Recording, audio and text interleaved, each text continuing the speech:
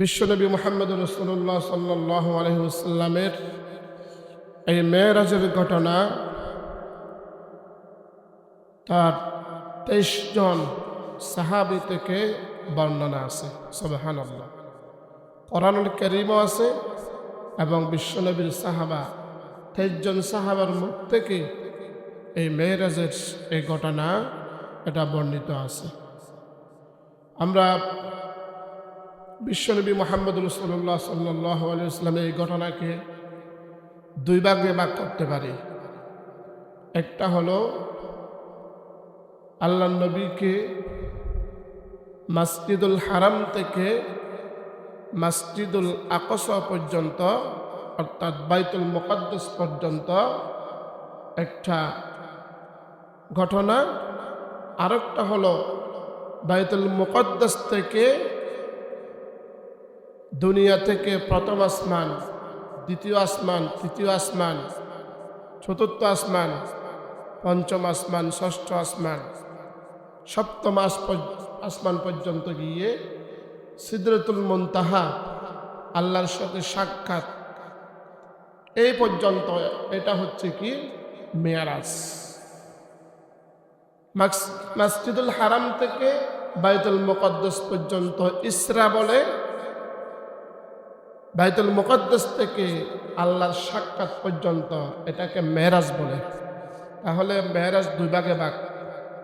একটা হচ্ছে মসজিদুল হারাম থেকে বাইতুল মুকাদ্দাস পর্যন্ত, এটাকে বলে ভ্রমণ, ইসরা, আরবিতে ইসরা বলে ভ্রমণ। আবার বাইতুল মুকাদ্দাস থেকে আল্লাহ পর্যন্ত আল্লাহ পাক বিশ্বনবীকে নিয়ে গেছেন, এটা হচ্ছে মেরাজ। মেরাজ শব্দের অর্থ হলো ঊর্ধ্ব গগনে নিয়ে যাওয়া, অর্থাৎ উপরে উঠা। দুই ভাগে ভাগ, একটা হচ্ছে ইসরা আর একটা মেরাজ। ইসরা সম্পর্কে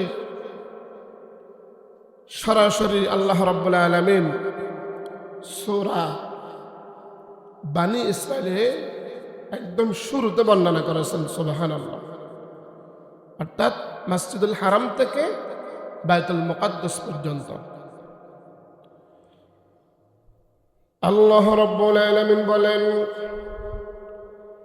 সুবহানাল্লাযী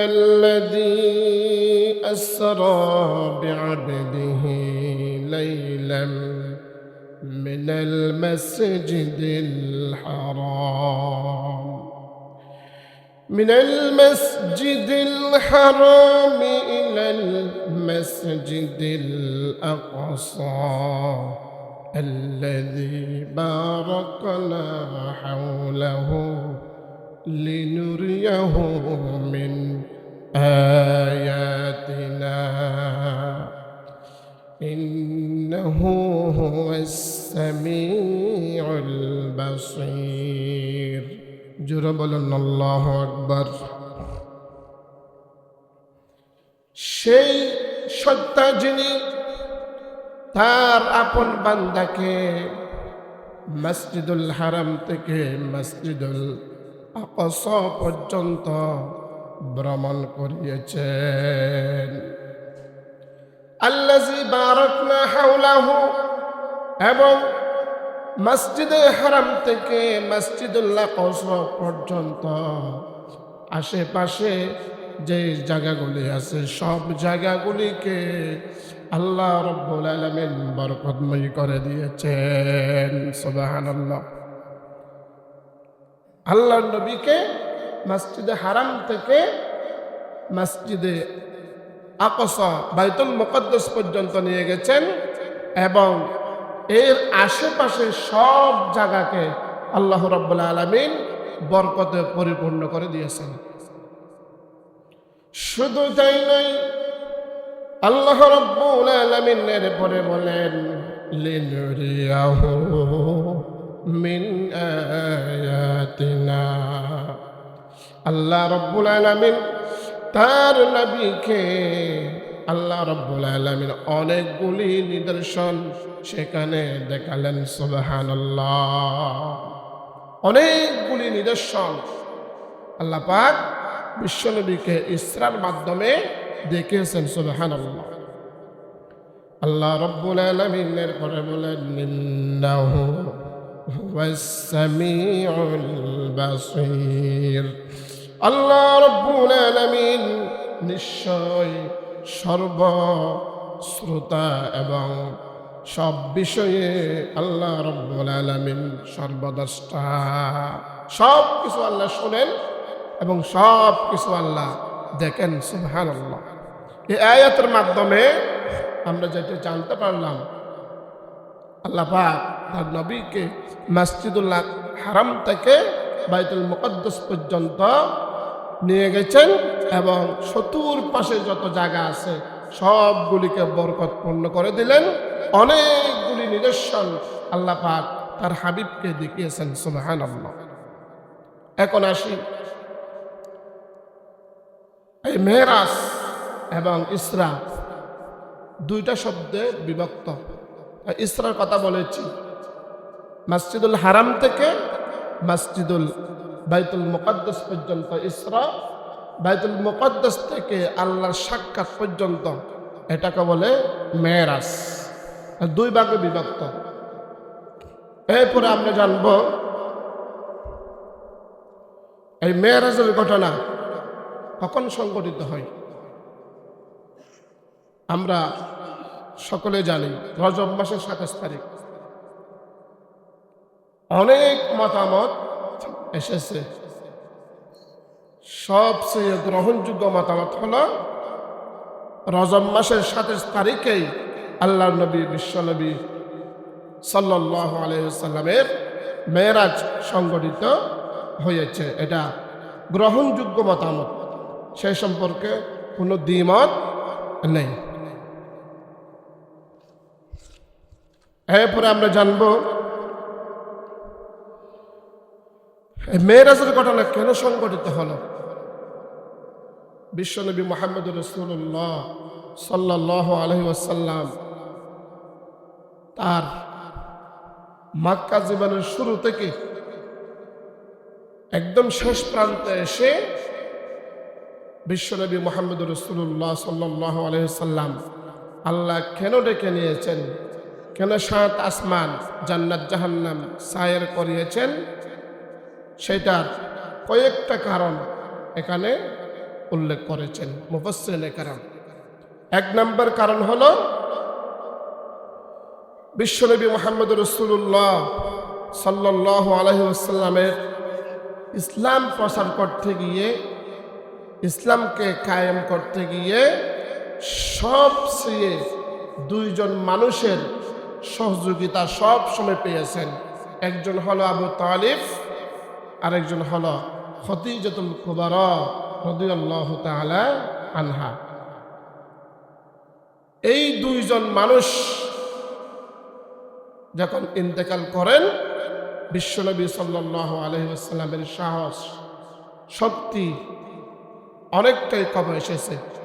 বিশ্বনবী কি পরামর্শ দেওয়ার কেউ নাই, তার পাশে দাঁড়ানোর মতো কেউ নাই। তখন আল্লাহ রাব্বুল আলামিন মনস্থ করলেন যে আমার চিন্তিত হাবিব মুহাম্মদুর রাসূলুল্লাহ সাল্লাল্লাহু আলাইহি ওয়াসাল্লামকে আমি একটু আমার কাছে নিয়ে এসে আমার সাথে সাক্ষাৎ করালে, জান্নাত জাহান্নাম দেখালে, ৭ আসমান দেখালে হয়তো আমার হাবিবের ভালো লাগবে। সেই জন্য আল্লাহ পাক বিশ্বনবী সাল্লাল্লাহু আলাইহি ওয়াসাল্লামকে মেরাজে নিয়ে গেছেন। সুবহানাল্লাহ। ২ নম্বর কারণ হলো লিনুরিয়াহু মিন আয়াতিনা। আল্লাহ পাক হযরত আদম আলাইহিস সালাম থেকে ঈসা রূহুল্লাহ পর্যন্ত যত নবী রাসূল এসেছেন আল্লাহর বিধান নিয়ে এসেছেন, ঠিক কিনা? এবং কোরআন কারীমের আগে তাওরাত, জাবুর, ইনজিল এবং ১০০ খানা সহিফা ছোট কিতাব আল্লাহ পাক নাযিল করেছিলেন। সবগুলা আল্লাহর বিধান লিখিতভাবে ফেরেশতার মাধ্যমে এসেছেন। সুবহানাল্লাহ। তেমনিভাবে কোরআনুল কারীমও হযরত জিবরাইল আলাইহিস সালামের মাধ্যমে এসেছেন, কিন্তু কোন নবী কোন রসুল যে বিধানগুলি এসেছে, যে নিদর্শনগুলি এসেছে, এটা সশককে দেখেন নাই, দেখেছে? কিন্তু আল্লাহ পাক মনস্থির করলেন যে আমার হাবিবকে যে জান্নাতের কথা আমি কোরআনে বলেছি, যে জাহান্নামের কথা আমি কোরআনে বলেছি, যে আসমানের কথা আমি কোরআনে বলেছি, যে সিদরাতুল মুনতাহার কথা আমি কোরআনে বলেছি, সেইগুলো আমি আমার হাবিবকে সশককে দেখাবো। সেই জন্য বিশ্বনবী মুহাম্মদ রাসূলুল্লাহ সাল্লাল্লাহু আলাইহি ওয়াসাল্লামকে আল্লাহ পাক নিয়ে গিয়েছেন। সুবহানাল্লাহ। এটা 2 নম্বর কারণ।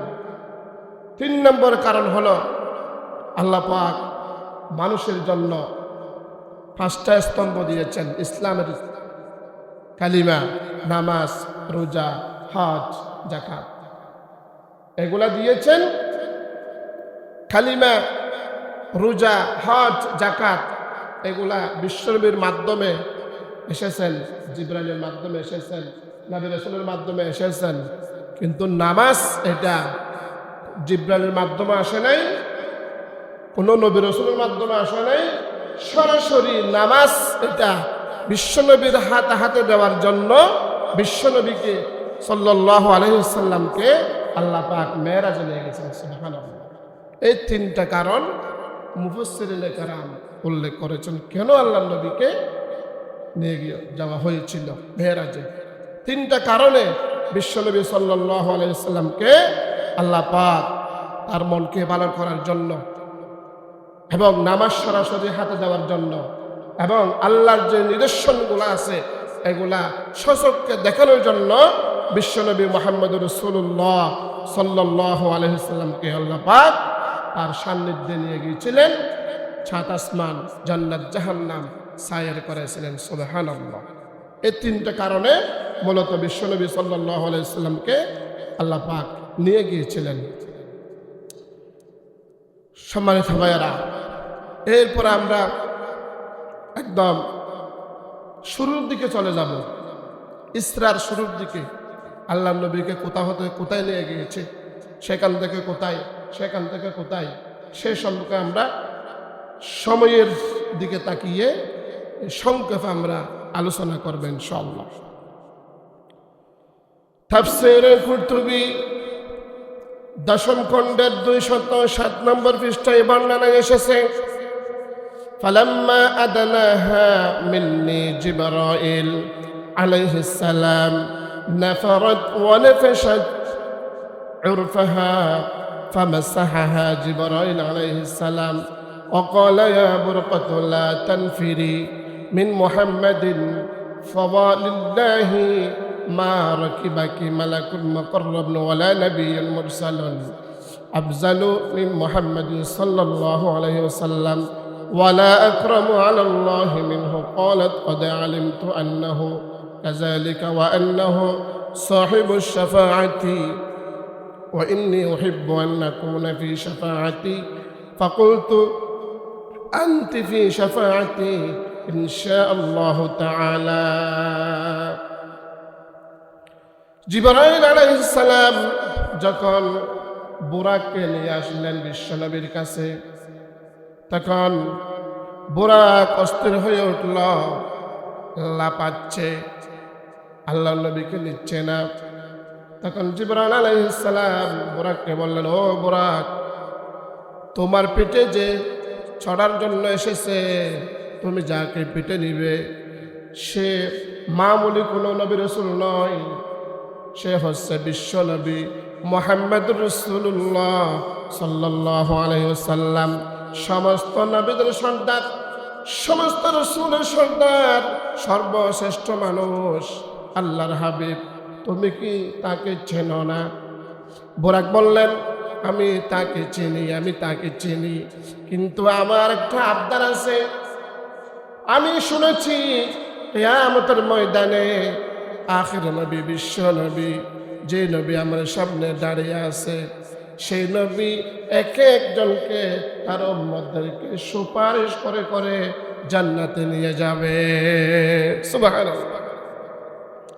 তদ্রূপভাবে আমার একটা আবদার হলো, যেভাবে তার উম্মতকে তিনি সুপারিশ করে দিবেন, তিনি যেন আল্লাহর সামনে কিয়ামতের ময়দানে আমার জন্য একটু সুপারিশ করে, সেই আবদারটা যদি রাখেন আমি আর নড়াচড়া করব না। সুবহানাল্লাহ।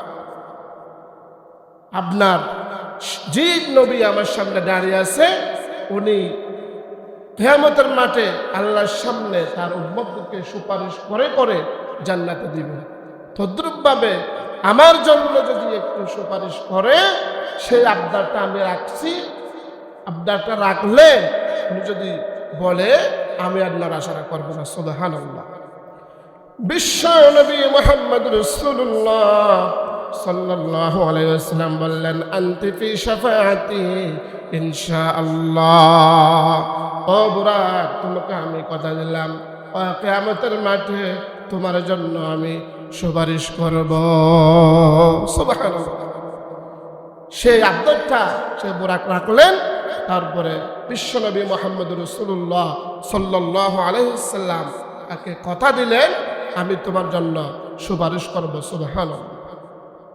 বিশ্বনবী মুহাম্মদ রাসূলুল্লাহ সাল্লাল্লাহু আলাইহি ওয়াসাল্লামের পুরা মেরাজের ঘটনা অনেক লম্বা, পুরা লম্বা চূড়া আলোচনা করার সুযোগ নাই। বুখারী শরীফের বাবুল মিরাজ একটা অধ্যায় আছে। এই অধ্যায়ের 3887 নম্বর হাদিস, যারা পারেন পড়ে নেবেন। 3887 নম্বর হাদিস শরীফে বিস্তারিতভাবে বিশ্বনবীর মেরাজের ঘটনার বর্ণনা আছে।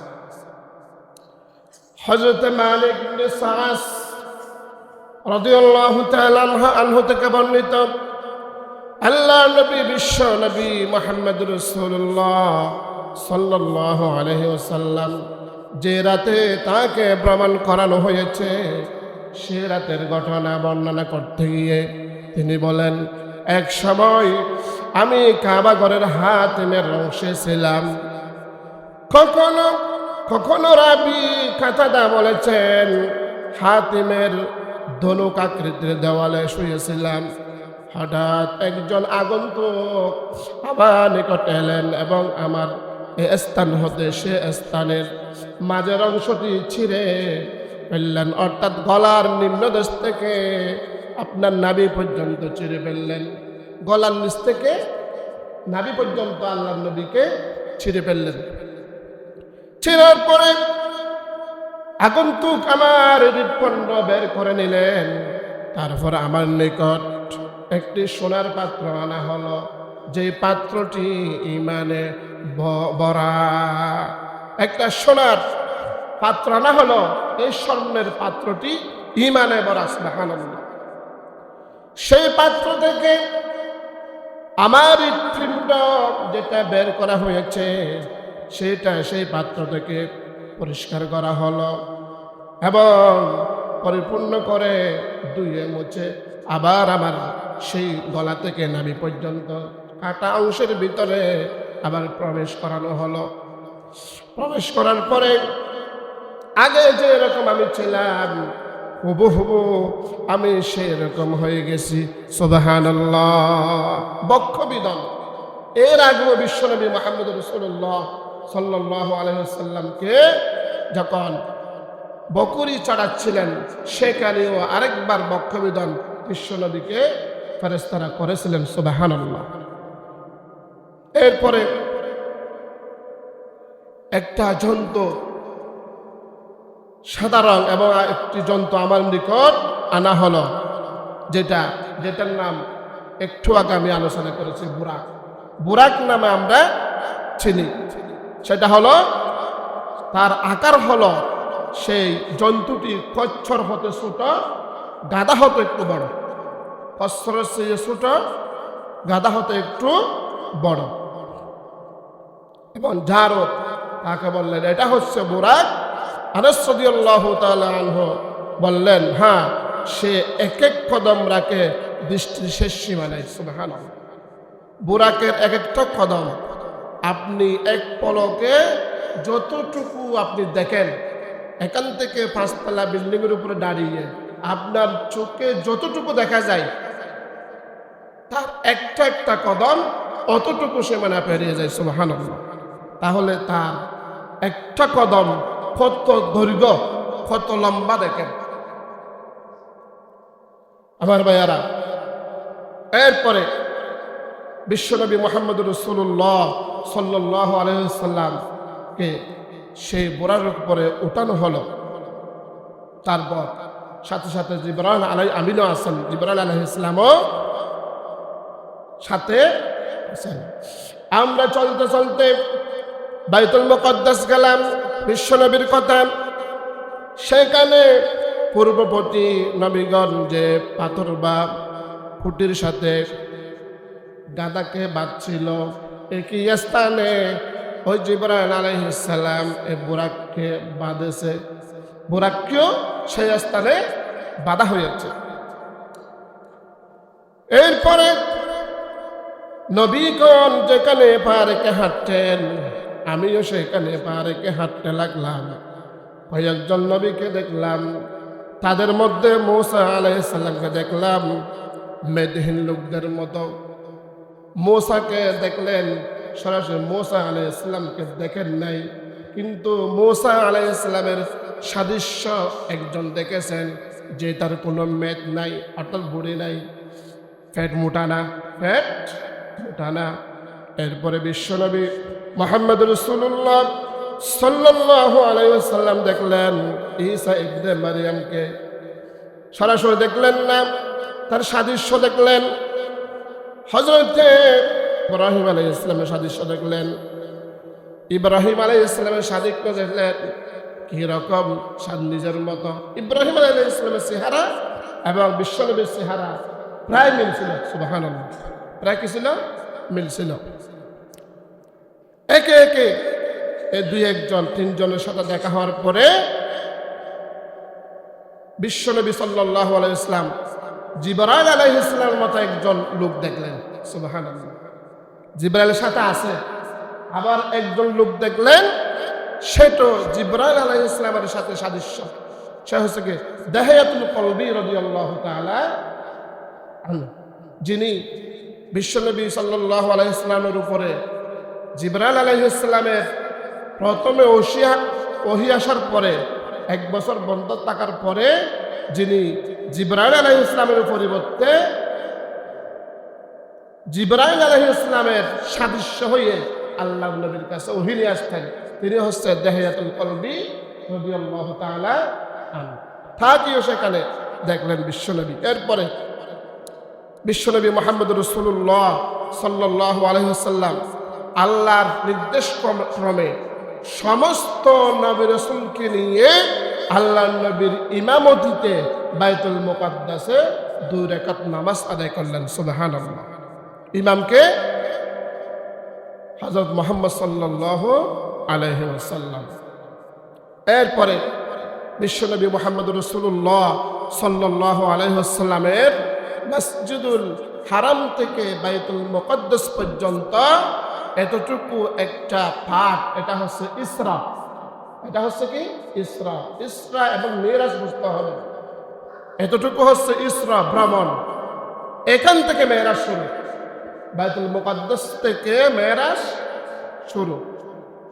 এরপর উর্দু গগনে ওঠার জন্য বিশ্বনবী মুহাম্মদ রাসূলুল্লাহ সাল্লাল্লাহু আলাইহি ওয়াসাল্লাম জিবরাইল ফেরেশতা আমাকে প্রথম আসমানে নিয়ে এসে দরজায় টোকা দিলেন। বুরাকের সাথে জিবরাইল আলাইহিস সালাম সহ বিশ্বনবী সহ প্রথম আসমানে টোকা দিলেন, সুবহানাল্লাহ। তাহলে এখন মেরাজ শুরু। মেরাজ শব্দের অর্থ হলো সিঁড়ি, আরেকটু আধুনিক বললে লিফট। লিফটে যখন উঠেন তখন উপরে উঠেন না, সিঁড়ি দিয়ে যখন উঠেন তখন কোথায় উঠেন?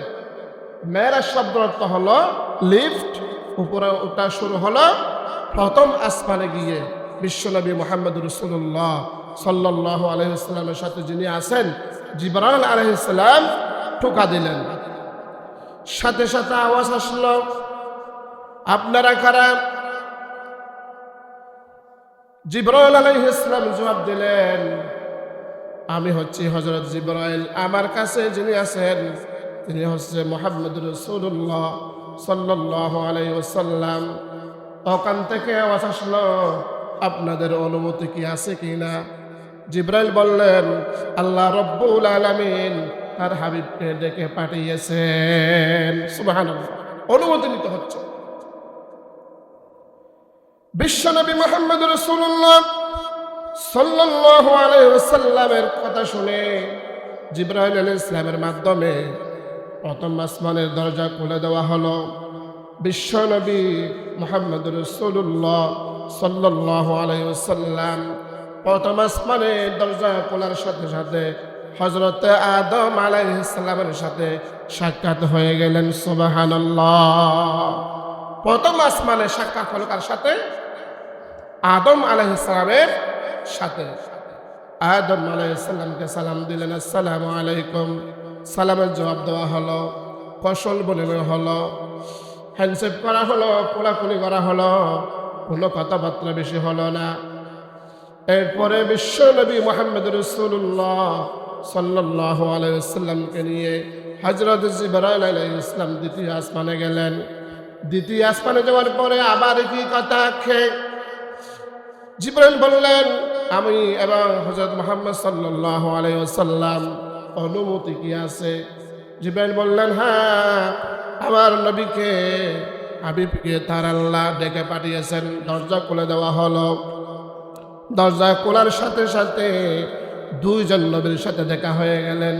দ্বিতীয় আসমানে হযরত ইয়াহইয়া এবং হযরত ঈসা আলাইহিস সালামের সাথে দেখা হয়ে গেল। দ্বিতীয় আসমানে দেখা হয়েছে কার সাথে? হযরত ঈসা এবং হযরত ইয়াহইয়া আলাইহিস সালামের সাথে বিশ্বনবীর দেখা হয়ে গেল। তাদের সাথে সালাম বিনিময় হলো, কৌশল বিনিময় হলো, সাক্ষাৎ হলো। কথা বলার পরে এরপরে হযরত জিবরাইল আলাইহিস সালাম বিশ্বনবীকে তৃতীয় আসমানে নিয়ে গেলেন। সুবহানাল্লাহ, তৃতীয় আসমানে গিয়ে একই কথা, অনুমতি আছে আছে তখন তৃতীয় আসমান খুলে দিলেন।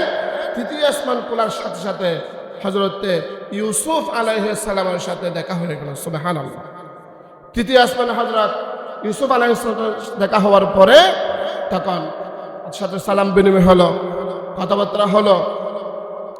হযরত ইউসুফ আলাইহিস সালাম সালাম দিয়ে বললেন, নেককার ভাই, নেককার নবীর প্রতি খুশ আমদের শুভেচ্ছা জানালেন।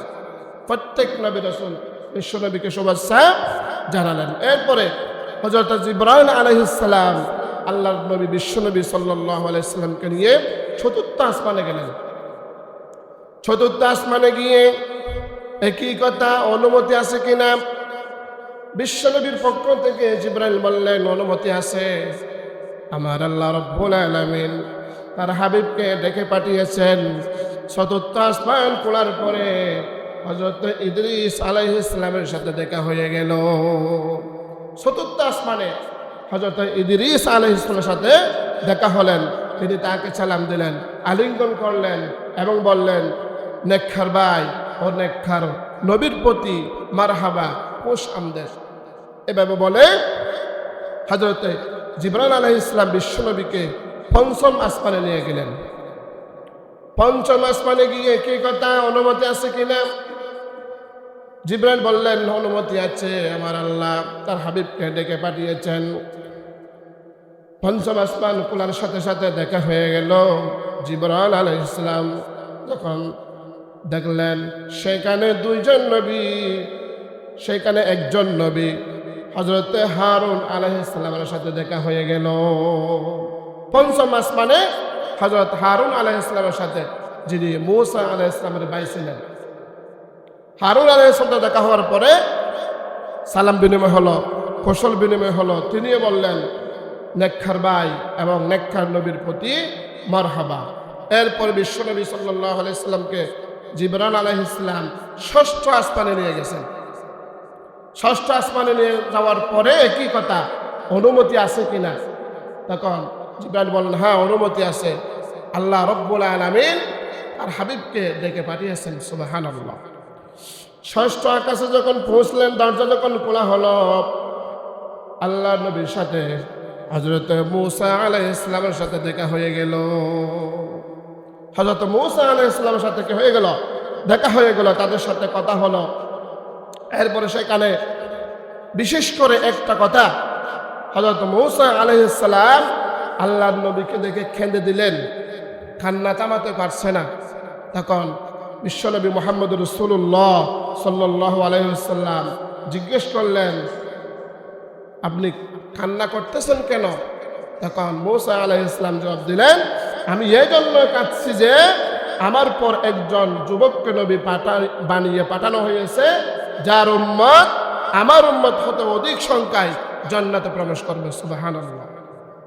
অর্থাৎ বিশ্বনবী সাল্লাল্লাহু আলাইহি ওয়াসাল্লামের উম্মত অনেক বেশি সমস্ত নবীর উম্মতের চেয়ে অধিক অধিক অসংখ্য উম্মত বিশ্বনবীর জান্নাতে প্রবেশ করবেন। সুবহানাল্লাহ। এই জন্য আমি কান্না করতেছি। এরপরে হযরত জিবরাইল আলাইহিস সালাম আল্লাহ নবীকে গিয়ে সপ্তম আকাশের দিকে গেলেন। দরজা যখন গেলেন, ওখান থেকে আওয়াজ আসলো, অনুমতি আছে কিনা? জিবরাইল বললেন, অনুমতি আছে। আল্লাহ রব্বুল আলামিন তার হাবিবকে ডেকে পাঠিয়েছেন সাক্ষাতের জন্য। তখন সপ্তম আসমান খোলা হলো। সপ্তম আসমান খোলার পরে আল্লাহ নবীর সাথে হযরত ইব্রাহিম আলাইহিস সালামের সাথে সাক্ষাৎ হয়ে গেল। হযরত ইব্রাহিম আলাইহিস সালামকে দেখতে পেলেন। জিবরাইল আলাইহিস সালাম বললেন, ইনি আপনার পিতা, তাকে সালাম করুন। আমি তাকে সালাম দিলাম। তিনি সালামের জবাব দিলেন এবং বললেন, নেককার পুত্র, ও নেককার নবীর প্রতি মারহাবা কোশামদেদ। এইভাবে সপ্তম আসমানে এক এক আসমানে এক এক নবীর সাথে আল্লাহ নবীর সাক্ষাৎ হলো। এরপরে বিশ্বনবী মুহাম্মদ রাসূলুল্লাহ সাল্লাল্লাহু আলাইহি ওয়াসাল্লামকে সিদরাতুল মুনতাহা পর্যন্ত ওঠানো হলো। সিদরাতুল মুনতাহা দেখতে পেলাম। এই সিদরাতুল মুনতাহা একটা গাছ, এটা একটা গাছ, যে গাছের একটা একটা বড়ই, এটা হচ্ছে বড়ই গাছ। কি গাছ? একটা একটা বড়ই মটকার নেই। মটকা যত বড়, এক একটা বড়ই তত বড়। সুবহানাল্লাহ। এবং ওই বড়ই গাছের যে পাতাগুলি আছে, এগুলা হচ্ছে এক একটা হাতির কানের মতো, এক একটা হাতির কানের মতো। এরপরে বিশ্বনবীকে বলা হলো, ইয়া রাসূলুল্লাহ সাল্লাল্লাহু আলাইহি ওয়াসাল্লাম, এটা হলো সিদরাতুল মুনতাহা। সেখানে আমি 4টি নহর দেখছি। নহর মানে নদী, 4টা নদী সেখানে আল্লাহ নবী দেখেছেন। যে 4টার মধ্যে 2টা প্রকাশ্য দেখা গেছে আর 2টা দেখা যাচ্ছে না। বিশ্বনবী সাল্লাল্লাহু আলাইহি ওয়াসাল্লাম জিজ্ঞেস করলেন, আমার ভাই জিবরাইল, যে 2টা দেখতেছি প্রকাশ্যে, এটা তো আমি দেখতেছি একটা নীল নদী আর একটা ফুরাত নদী। সুবহানাল্লাহ। একটা নীল নদী আর একটা ফুরাত নদী, যেই নহরগুলো আমি দেখতেছি না, এগুলা কি? এখন জিবরাইল জবাব দিলেন, এগুলা হচ্ছে জান্নাতের 2টি নহর। সুবহানাল্লাহ। এরপরে সামনে দেখা গেল একটা মসজিদ, যে মসজিদের নাম হলো বাইতুল মামুর। বাইতুল মামুর, এই বাইতুল মামুর মসজিদে ডেইলি দৈনিক 50,000 ফেরেশতা তাওয়াফ করে, ইবাদত করে, নামাজ পড়ে। সুবহানাল্লাহ। এখান থেকে আমরা একটা মেসেজ পাই, যে 50,000 ফেরেশতা সেখানে তাওয়াফ করে, নামাজ পড়ে, ইবাদত করে, ওই 50,000 ফেরেশতা জীবনে একবার শ্বাস পাবে সেখানে, দ্বিতীয়বার সুযোগ পাবে না। সুবহানাল্লাহ। তাহলে সেখান থেকে বোঝা যায় পৃথিবীর শুরু থেকে কিয়ামত পর্যন্ত প্রত্যেক দিন 50,000 ফেরেশতা নামাজ পড়ে, ইবাদত করে, তাওয়াফ করে, নতুন নতুন। সুবহানাল্লাহ। তাহলে ফেরেশতার সংখ্যা কত হতে পারে সেটা কল্পনাও করা যায় না। একজন ফেরেশতা 2বার সুযোগ পাবে না, তাহলে কত কোটি ফেরেশতা আছে কল্পনা করা যায় না। এই জন্য কোন কিতাবে ফেরেশতার সংখ্যা উল্লেখ নাই। এই বাইতুল মামুর মসজিদে বিশ্বনবী দেখলেন প্রতিদিন 50,000 ফেরেশতা সেখানে তওয়াফ করতেছে, সেখানে নামাজ পড়তেছে, সেখানে ইবাদত করতেছে। সুবহানাল্লাহ। এরপরে বিশ্বনবী মুহাম্মদ রাসূলুল্লাহ সাল্লাল্লাহু আলাইহি ওয়াসাল্লামের যে জিবরাইল বললেন, ইয়া রাসূলুল্লাহ সাল্লাল্লাহু আলাইহি ওয়াসাল্লাম, এইখান থেকে এক পা আগানো আমার পক্ষে সম্ভব নয়। সুবহানাল্লাহ। আমার অনুমতি নাই। আমি যদি আর একটা পা সামনে আগাই আমি জলে পুড়ে ছাই হয়ে যাব। সুবহানাল্লাহ। বিশ্বনবী সাল্লাল্লাহু আলাইহি ওয়াসাল্লাম একা হয়ে গেলেন। একা হওয়ার পরে দেখলেন একটা আওয়াজ বিশ্বনবী সাল্লাল্লাহু আলাইহি ওয়াসাল্লামের কানে ভেসে আসলেন, যে আওয়াজটা দুনিয়ার জমিনে হারাম শরীফে হযরত বিলাল রাদিয়াল্লাহু তাআলা আনহুর খঞ্জরের আওয়াজের মতো। সুবহানাল্লাহ। এরপরে বিশ্বনবী সাল্লাল্লাহু আলাইহি ওয়াসাল্লামের আল্লাহর সাথে সাক্ষাৎ করলেন পর্দা সহকারে। পর্দা সহকারে আল্লাহর নবীর সাথে অনেক কথা হয়েছে। আল্লাহর নবী আল্লাহর সান্নিধ্যে গেছে, অনেক কথা হয়েছে।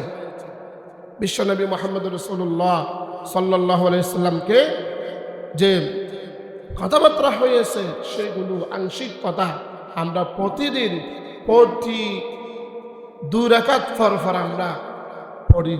আত্তাহিয়াতু লিল্লাহি ওয়াসসালাওয়াতু ওয়াত-তাইয়্যিবাতু আসসালামু আলাইকা আইয়ুহান নাবিয়্যু ওয়া রাহমাতুল্লাহি ওয়া বারাকাতুহু আসসালামু আলাইনা ওয়া আলা ইবাদিল্লাহিস সালিহিন আশহাদু আল্লা ইলাহা। এভাবে আমরা প্রতিদিন কি পড়ি নামাজে, কিন্তু অর্থ বুঝি না। এটা হচ্ছে কি আল্লাহ এবং তার রাসূলের মধ্যে যে কথা হয়েছে সেটার বিবরণ। সুবহানাল্লাহ। আমার ভাইয়েরা, আমার বন্ধুগণ, আত্তাহিয়াতু লিল্লাহি ওয়াসসালাওয়াতু ওয়াত-তাইয়্যিবাত, 3টা নাস্তা নিয়ে গেলেন আল্লাহর জন্য। আল্লাহর নবী কয়টা নাস্তা? 3টা নাস্তা। আত্তাহিয়াতু সমস্ত পবিত্রতা, লিল্লাহি ওয়াসসালাওয়াতু আল্লাহর জন্য, নামাজ 60টা অর্থ আছে, দোয়া ইস্তিগফার এভাবে 60টা অর্থ আছে। ওয়াত-তাইয়্যিবাত সমস্ত পাকীযগী আমি আল্লাহর জন্য আমি হাদিয়া আনলাম, 3টা হাদিয়া আনলাম। আল্লাহর নবীরে হাদিয়া পেয়ে আল্লাহ রাব্বুল আলামিনের পরে বললেন, আত্তাহিয়াতু লিল্লাহি ওয়াসসালাওয়াতু ওয়াত-তাইয়্যিবাত আসসালামু আলাইকা আইয়ুহান নবী। আল্লাহ নবী বললেন, আল্লাহর নবী বলার পরে আল্লাহ বললেন আসসালামু আলাইকা আইয়ুহান নবী। সুবহানাল্লাহ। আল্লাহর নবীকে আল্লাহ রাব্বুল আলামিন নিজে আগে সালাম দিয়েছেন। সুবহানাল্লাহ। অর্থাৎ আপনার উপর শান্তি বর্ষিত হোক। হে আমার নবী, আপনার উপর কি বর্ষিত হোক? শান্তি বর্ষিত হোক। সুবহানাল্লাহ।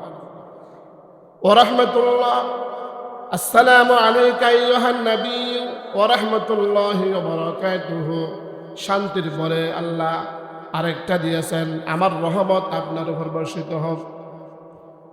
এরপরে আল্লাহ রাব্বু রাহমাতুল্লাহি ওয়া বারাকাতুহু, আমার বরকত আপনার উপর বর্ষিত হোক। সুবহানাল্লাহ।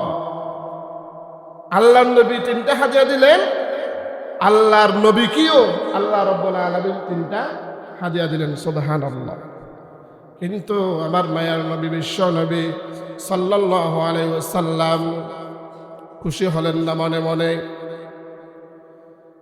সে বিষয়টা আল্লাহ রাব্বুল আলামিন টের বলেন, কিন্তু বললেন না। বিশ্ব নবী মুহাম্মদ রাসূলুল্লাহ সাল্লাল্লাহু আলাইহি ওয়াসাল্লাম যে পেরেশান হলেন এটা আল্লাহ টের পেলেন।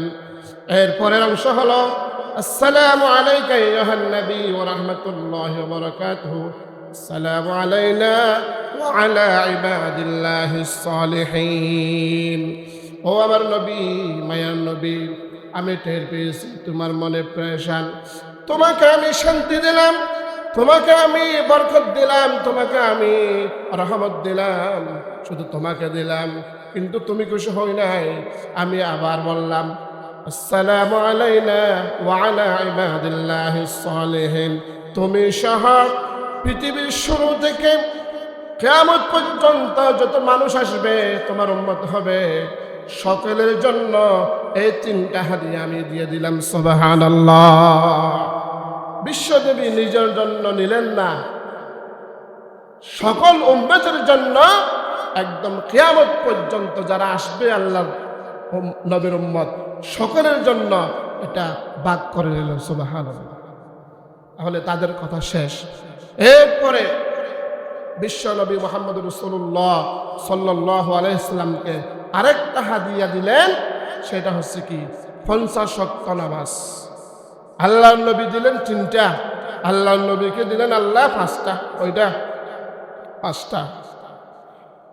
হযরত মুহাম্মদ রাসূলুল্লাহ সাল্লাল্লাহু আলাইহি ওয়াসাল্লাম যখন আল্লাহর সাথে সাক্ষাৎ করে চলে আসবে, আপনার 6ষ্ঠ আসমানে যখন নিচে আসলেন, তখন হযরত মূসা আলাইহিস সালামের সাথে দেখা হয়ে গেল। মূসা আলাইহিস সালাম বললেন, ও মুহাম্মদ, তোমার আল্লাহ তোমাকে কি দিয়েছে? আল্লাহ নবী বললেন, আমার আল্লাহ আমাদের জন্য, আমার উম্মতের জন্য 50 ওয়াক্ত নামাজ দিয়েছেন। মূসা বললেন, ও মুহাম্মদ, আমার উম্মতরা এগুলা পারে নাই। আমার উম্মত কি অনেক ইবাদত দিয়েছিল কিন্তু পারে নাই। তোমার উম্মত হবে দুর্বল, 50 ওয়াক্ত নামাজ পড়তে তারা পারবে না, আদায় করতে পারবে না। তুমি যাও, নামাজ কমিয়ে নিয়ে আসো। সংক্ষেপে বলতেছি, বিশ্বনবী মুহাম্মদ রাসূলুল্লাহ সাল্লাল্লাহু আলাইহি ওয়াসাল্লাম মূসা আলাইহিস সালামের কথায় আল্লাহর কাছে নামাজ কমানোর জন্য 5 বার গিয়েছেন। কয়বার?